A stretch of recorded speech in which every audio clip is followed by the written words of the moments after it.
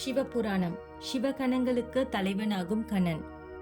கண்ணனிடம் பார்வதி தேவி கடமையை செய்வதில் பல தடைகள் இருந்தும் அதை பொருட்படுத்தாது எதிர்த்து நின்று மேன்மை அடைந்தாய் மகனே என்று கூறினார்.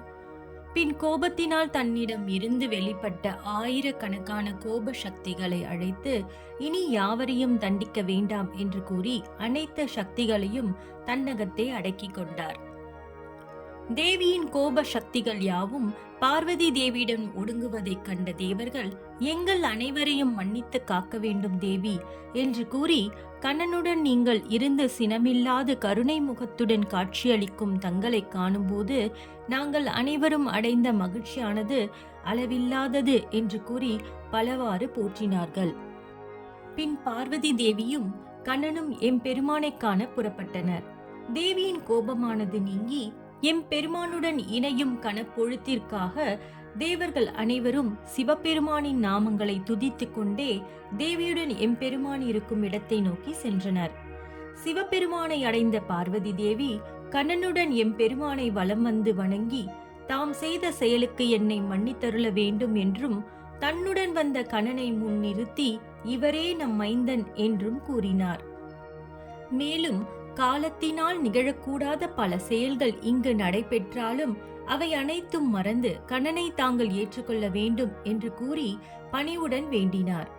தனது தாயான பார்வதி தேவி சிவபெருமானிடம் வேண்டி நின்றதை கண்ட கண்ணனும் கைலாயநாதனாகிய எம்பெருமானை வணங்கி தந்தையே, நான் செய்த செயலை மறந்து என்னை மன்னித்தருள வேண்டுகிறேன் என்று பணிவுடன் கூறினார். பார்வதி தேவி மற்றும் கண்ணன் கூறியதை கேட்டு கோபம் தணிந்த சிவபெருமான் கண்ணனை தன் மடியின் மீது அமர வைத்தார். பின் தன் மகனான கண்ணனை நோக்கி உனது சக்தியையும் பலத்தையும் அனைவரும் உணர்ந்து கொள்ளவே இச்செயலானது இங்கு அரங்கேற்றப்பட்டது என்று கூறினார். மேலும் தேவர்களை நோக்கி புனர்முகனின் முகம் கொண்ட தன் மைந்தனான கண்ணனே என் மகன் என்று உரைத்தார். எம்பெருமானான சிவபெருமான் கூறியதை கேட்ட தேவர்கள் மிகுந்த மகிழ்ச்சியும் ஆரவாரமும் கொண்டனர்.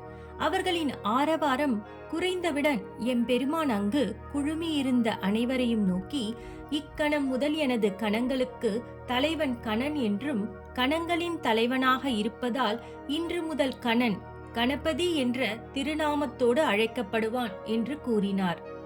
எம்பெருமானின் அருளை பெற்ற கண்ணன் அவருடைய மடியில் இருந்து இறங்கி தாயையும் தந்தையான சிவபெருமானையும் வணங்கி தேவர்களை நோக்கி நான் இழைத்த பிழையை மறந்து என்னை மன்னிக்க வேண்டுகிறேன் என்றார். கண்ணன் கூறியதை கேட்ட அனைவரும் பிழையை மறந்து கண்ணனை ஏற்றுக்கொண்டனர். பின் எம்பெருமான் அன்னை கேட்ட வரமான எல்லோராலும் கண்ணன் பூஜிக்கப்பட வேண்டிய வரத்தையும் அளித்தார். கணபதியே அனைவருக்கும் மூத்தவன் என்றும் கணபதியை வணங்காது எந்த செயலை செய்தாலும் பலன் உண்டாகாது என்றார். என்னையும் பிரம்மா விஷ்ணுவையும் பூஜிப்பது போல கணபதியும் அனைவராலும் பூஜிக்கப்பட வேண்டும். கணபதியை வணங்கி பூஜித்த பின்னரே எங்களை வணங்கினால் நாங்கள் மகிழ்வோம் என்று கூறினார். எம்பெருமானின் வார்த்தைகளை கேட்ட சிவகணங்கள் கணபதியை தங்களின் தலைவனாக ஏற்றுக்கொண்டு ஆரவாரம் செய்தனர்.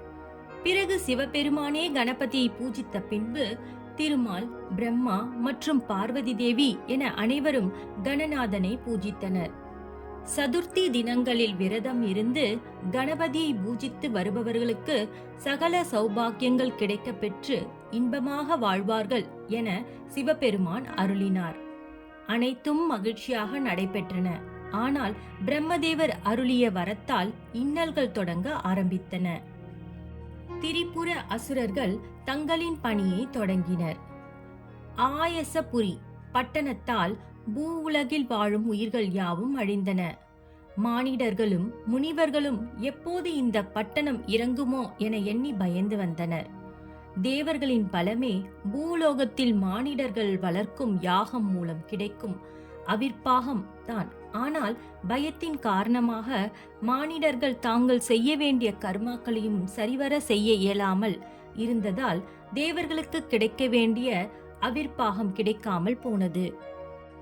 இதனால் தேவர்களின் பலமும் குறைந்து கொண்டே சென்றது. மேலும் அவர்களால் தேவலோகத்திலும் சரியான முறையில் இருக்க முடிவதில்லை. ஏனெனில் தேவலோகத்தில் உள்ள அசுர பட்டணங்கள் பூவுலகில் மானிடர்கள் போல் தேவர்களும் பயம் கொண்டனர். அசுர பட்டணம் தங்கள் மீது விழுமோ என்று பொறுமை இழந்த தேவர்கள் அனைவரும் இணைந்து இந்திரனிடம் சென்று முறையிட்டனர்.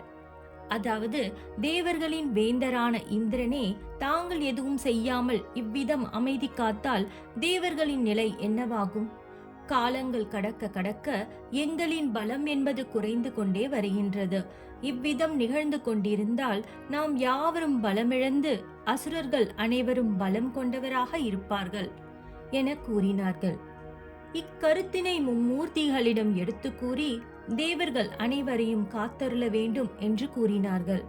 அவர்களின் கூற்றில் இருந்த உண்மைகளை உணர்ந்த இந்திரன் அசுரர்களுக்கு வரமளித்த பிரம்மதேவரை கண்டு இதற்கான உபயத்தை கேட்போம் என கூறி அனைத்து தேவர்களும் அவர்களின் வேந்தனான இந்திரனுடன் சத்தியலோகம் சென்றனர்.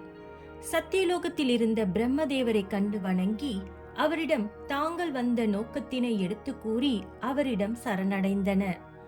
ஓம் நம சிவாய.